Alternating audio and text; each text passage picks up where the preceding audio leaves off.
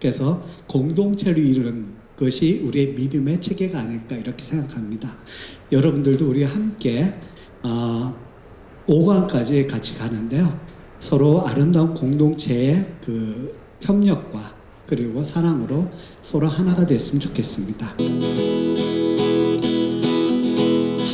주신 마음으로 무릎 꿇고 엎드려 하늘아 주께 기도하리.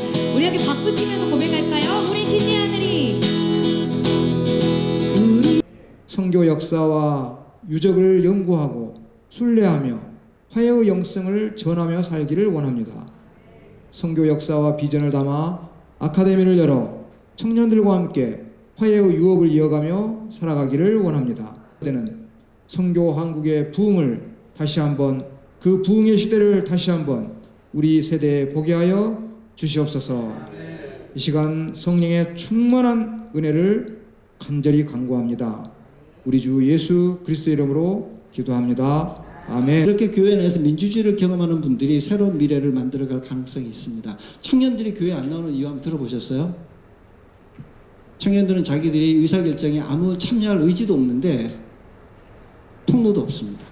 청년들이 보기 교회는 귀족 정치 아니면 옛날 그 군주 정치 같은 방식의 공동체라고 생각을 합니다. 그래서 교회 안에 다양한 분들의 이야기를 들을 수 있는 창구를 교회 내가 계속 만들어내야 합니다.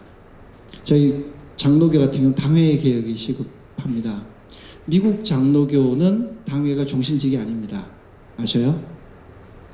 미국 상원처럼 한 번 되면 끝까지 가는 조직이 아니라 시무 기간이 정해져 있어서 임기 내에서만 장로로 교회에서 행정적인 걸 영적 권장한 역할을 하고 임기가 끝나면 평신도로 돌아와요. 한국 교회는 목사도 이게 안 되고 장로도 이게 안 되고 한 번 임직이 되면 선한 의미에서는 좋은 뜻에서는 계속 갈 수 있긴 한데 제가 보니까 시간이 지날수록 여론 수렴 기능은 떨어지시는 것 같아요. 저만 해도요. 우리 애들이 유치원생일 때는 우리 교회 유치부에 관심이 많았거든요. 그러다가 우리 애들이 중고등부 가니까 대학 입시에 중고등부에 관심이 유치부에 관심이 없어져요. 그러다가 대학 졸업하고 나면 때쯤 되면 직장 아이들 청년들의 관심이 많아져요. 그러다 어르신들이 언제 다시 유치부에 관심을 가지기 시작하냐면 손주 보니까 다시 유치부에 관심이 생기셔요. 이건 어쩔 수 없는 인간의 한계거든요. 나이의 변화에 따라 내 귀에 들려오지 않는 이야기가 당연히 많습니다. 우리 같은 세상 사는 거 아니고요. 어르신들이 사는 세상은 이렇게 살고 저는 이렇게 살고 우리 밑에는 이렇게 살아서 서로가 보이지 않는 세상이 너무 많아요. 그래서 민주주의가 필요한 건데 그 이야기를 하나씩 하나씩 드러내서 교회 안에서 이야기를 해야 될 때가 이제는 왔다. 그래서 서울에서 조사해 보면 이게 답은 아닐 수 있습니다. 그러나 목사 위임 제도에 대한 고민이 필요하지 않겠는가. 제신임, 내적 기회한 제신임이 아니라 서로 마음을 하나 되어 심기일전하며 새롭게 가볼 순수한 마음을 회복하는 의미에서의 제신임이 필요하지 않는가. 장로 시무 임기제 이런 거 필요하지 않은가 고민 많이 합니다. 어떤 형태든 간에 필요합니다.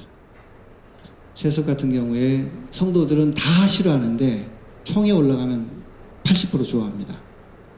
왜냐하면 목사님 자녀들이 다 신학교에 있고요. 장로님 자녀들이 목사 될 가능성이 있고요. 지금 신학대학교에 학생들에게 조사를 해보면 세습 찬성하는 아이들이 굉장히 많아요. 왜? 자기 부모님이 다 목사님들이세요. 이게 이런 것처럼 이익관계가 얽히거나 나에 얽히면 정확하게 의견 수렴이 안 되니까 그런 걸 고민할 새로운 데이지가 필요합니다. 여성 이야기하는데 총회 여성 거의 없거든요. 청년 대책, 다음 세대 대책 세운다고 총회 회의하시는데 다음 세대 아무도 들어와서 자기 이야기 안 합니다. 이런 구조가 교회에 있다는 것 기억해 주시고 변화해야 될 것 같고요. 제가 지금 제일 고민이 되는 건 그 교회 태도 문제를 여러분과 좀 나누고 싶습니다. 14페이지 표를 한번 보실까요?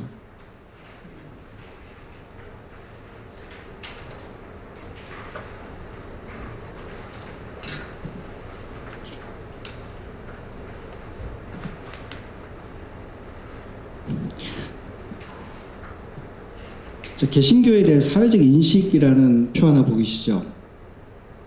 그 표를 보시면 그 왼쪽에 있는 막대 그래프, 이게 글자가 작아서 잘 안 보이실 텐데 이거는 비개신교인들을 대상으로 조사를 한 결과인데요. 어떤 종교인들에게 호감이 있느냐고 물었습니다. 그랬더니 비개신교인들이 불교 신자에게 굉장히 호감이 높습니다. 50%. 여러분 요새 불교 뜹니다. 젊은 사람들 불교 되게 좋아합니다. 불교 신자는 아니지만 불교 목탁 사러 다니고 불교 행사 다 다닙니다. 되게 재밌게 잘합니다. 유진 스님이라고 아시죠? 그 유진 스님이라고 승복 입고 개그맨이 하시는 분인데 그 원래 신학대학생입니다. 신학대학교 출신이시고요. 개신교인일 수 있어요. 영적으로. 근데 거기 그 일 잘 하시더라고요. 불교에서 막 초청해서 그러시거든요. 불교 호기심 있고요. 2위가 천주교 46.7%, 원불교가 8.8%인데 비개신교인에게 개신교 호감도는 13%, 굉장히 낮습니다. 밉상 수준이에요. 밉상 수준. 근데 오른쪽을 보시면 천주교인에게 물었어요. 천주교인에게 개신교인은 어떻게 보냐 했더니 20%가 호감을 가진다고 나왔거든요. 오른쪽에 보이시죠? 오른쪽에 글씨. 네. 개신교인 20% 잘 봐준 겁니다. 천주교인은. 불교인은 18.6%. 불교인들은 좀 훨씬 안 봐줬죠. 근데 무종교인들에게 개신교 호감 지수 보시면 어떻게 나옵니까? 8.9% 나옵니다. 천도교가 8.7%니까요. 개신교와 천도교는 종교 없는 사람들에게 거의 똑같은 수준으로 취급을 당할 정도로 좋아하지 않는 종교가 되었습니다. 전 이 결과가 굉장히 좀 충격적이었습니다. 그 다음 표를 보시면 15페이지에 있는 표를 보시면 이제 오른쪽부터 먼저 보겠습니다. 기독교의 신뢰가 낮은 이유를 물었더니요. 개신교인들이 부패가 32.5%라고 나오죠. 우리는 개신교인들은 교회의 문제가 뭐냐? 왜 사회가 우리를 싫어하느냐 물었더니 부패가 제일 문제가 심각하다고 답을 합니다. 사회적 책임 결여 그 다음이고요. 지나친 전도 15%거든요. 근데 비개신교인들에게 물은 왼쪽 표를 보십시오. 비개신교인들은 왜 개신교 기독교를 싫어하냐고 물었더니 31.8%가 지나친 전도 때문에 싫어한다는 거예요. 개신교인들은 부패를 고치면 사람들이 좋아해주고 덜 싫어할 거라고 생각하는데 사람들은 뭘 제일 싫어하냐면 지나친 전도를 제일 싫어하는 거예요.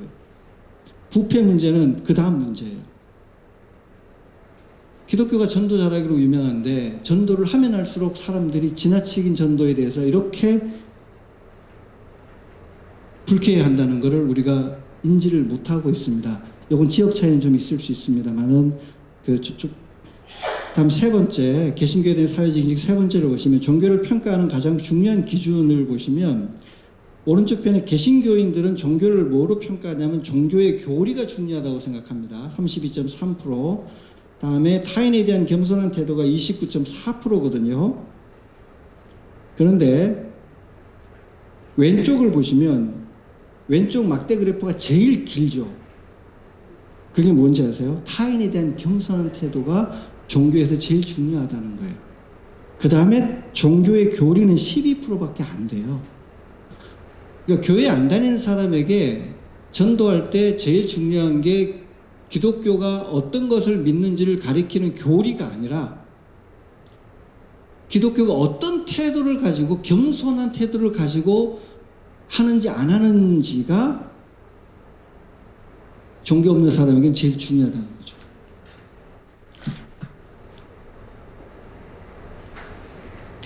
그래서 여기에 제 고민이 있습니다.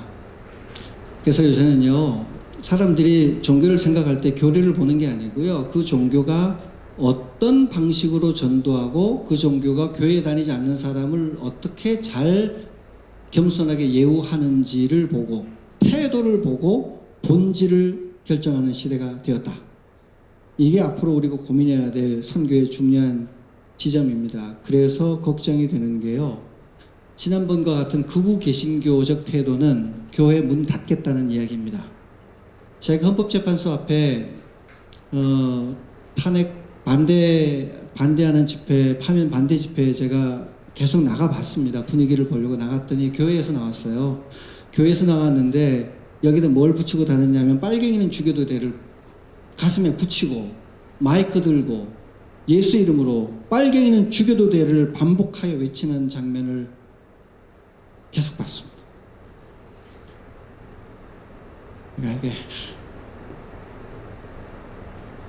사랑의 원자탄 선양원 목사님 어디로 갔을까요?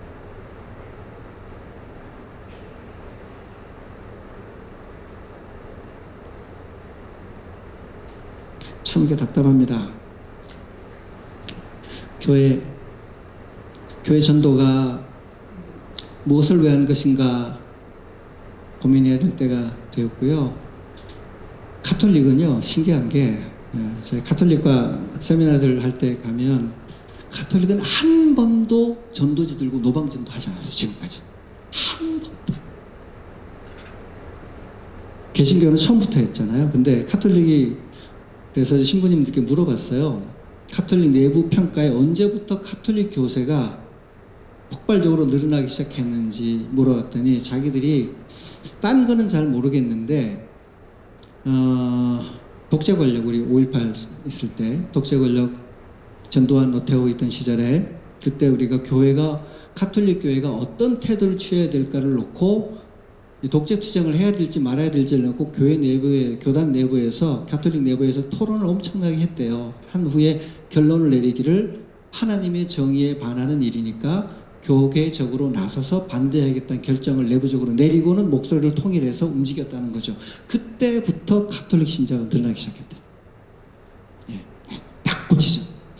통계적으로 유의미한 증가세가 그때부터 있었다는 거예요.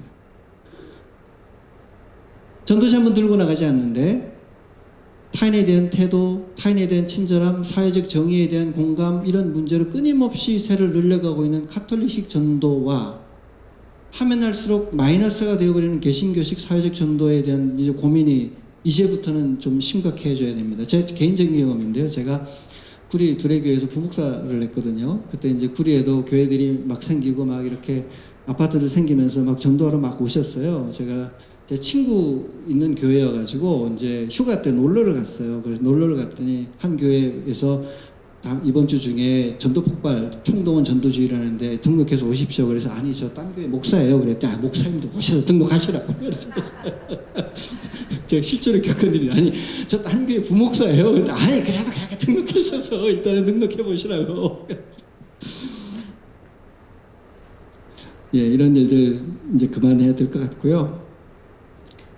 이런 일들 그만하려면 이제부터 할 게 어떻게 해야 될 것인가. 교회 문제는 뭐 민주주의 바꾸고 뭐 바꾸고 하는 건 할 수 있는데 근본적으로는 우리가 뭘 믿는가 그거를 고민을 다시 해야 합니다. 사람 머릿속에 든 게 무서운데요. 머릿속에 든 대로 사람 행동하거든요. 여러분 그 도스토옙스키의 죄와벌이라는 소설 잘 아시죠? 거기에 보면 그 엘리트 의식에 빠져있는 라스콜리니코프라는 한 청년이 그 남의 돈 이자 노래하고 전당포 운영하는 전당포 노인 보면 아주 낮게 보잖아요. 그래서 머릿속에 저 비열하게 사는 사회의 벌레 같은 전당포 노인은 나같이 배우고 공익을 생각하는 훌륭한 시민은 저 정도는 죽여도 죄가 되지 않아 라는 일종의 초인의식이 있었어요. 그 시대에 그런 초인의식을 가지고 머릿속에 가지고 있었거든요. 머릿속에 이런 방식의 생각을 가지고 있는 사람은 기회가 되어 힘을 발휘할 수 있는 때가 되면 터져 나옵니다. 그게 머릿속에 드는 생각이 중요하거든요. 그래서 저는 한국교회 문제를 늘 우리가 어떻게 접근을 했냐면 행함이 없는 게 문제야. 믿음은 좋은데 행하지 않아. 그러면 개인의 문제죠. 믿었는데 행하지 않으니까 개인의 문제예요. 근데 이 행함이라는 것이 한두 번 잘못 나오는 게 아니고요. 지금처럼 교단적으로 잘못 나와요. 지금처럼 줄기차게 지속적으로 잘못 나와요. 그럼 우리가 뭘 생각을 해야 되냐면 내가 믿고 있는 게 잘못됐다 생각을 거꾸로 해야 됩니다. 예수님의 삶이 나오지 않는 게 개인이 마음이 연약해서 세상이 무서워서 나 살기 힘들어서 안 나오는 거라면 개인을 자꾸 북돋우고 영적 양육을 하면 되는데 예수님의 삶을 나오지 않는 게 지속적으로 교단적으로 교회 전체적으로 나오지 않는 게 지속된다면 뭘 의심해야 되냐면 우리가 잘못 배우고 잘못 익혔다 예수님과 다른 것을 머릿속에 가지고 있다고 생각을 해야 되는 게 상식적이지 않겠습니까? 그래서 한국교회는 선교사님들이 뭘 믿고 왔는지도 고민해야 하겠고 지금 우리가 뭘 믿고 있는지 뭘 잘못 믿고 있는지에 대한 고민이 필요합니다. 그래서 이제 쭉 적은 게 첫째 무속적 신앙, 기복적 신앙과 단절을 철저히 해야 됩니다. 진짜 이번에 진짜 놀란 게 한국 교계 고신 교단이나 이쪽 보수적인 교단은 무속 엄청나게 싫어했습니다. 저희 자랐을 때문에도요. 저희 어머니는 뭐 제사 지내는 거 절대 안 했거든요. 온 동네 사람들이 우리 집 제사 안 지내는 거 알아서 막 밑에 저희 집 밑에 그 오래된 몇백 년의 나무가 비바람에 쓰러진 적이 있어요. 그런데 그 미신에 빠져 있는 밑에 동네 분들이 이걸 베지를 못 해가지고 이거 베면 나무 귀신에게 당할까봐 무서워서 배신을 못 하시더라고요. 그러니까 이제 이분들이 교회 다니는 사람 찾다가 바로 윗집 저희 어머니에 와가지고 나무를 좀 베달라고 그러셨어요. 저희 어머니 어떻게 하셨을까요?